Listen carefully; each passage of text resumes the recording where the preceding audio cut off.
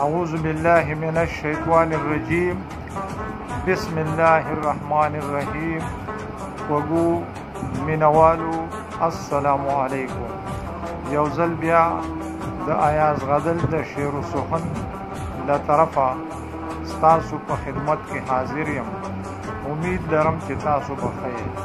الله دې تاسو ټول خوشحاله او سلامت لري. غزل وړاندې کوم. د غزل مطلب ده په ناکړدو مې د جانان وجړل، په ناکړدو مې د جانان وجړل، سم مې جړا سره جهان وجړل، سم مې جړا سره جهان وجړل.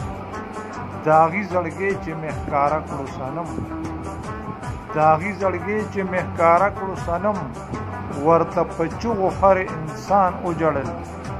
داغي زړګي چې مې ښکارا کړو صنم، ورته په چغو هر انسان وجړل. او چې مې قصه د غم خوره شوه کله، چې مې قصه د غم خوره شوه کله، ځمکه او تره شوه اسمان وجړل. او نن مې یادونه د زړه اور وروي، نن مې یادونه د زړه اور وروي، نن د غمونو نګهبان وجړل. نن مې یادونه د زړه اور وروي، نن د غمونو نګهبان وجړل.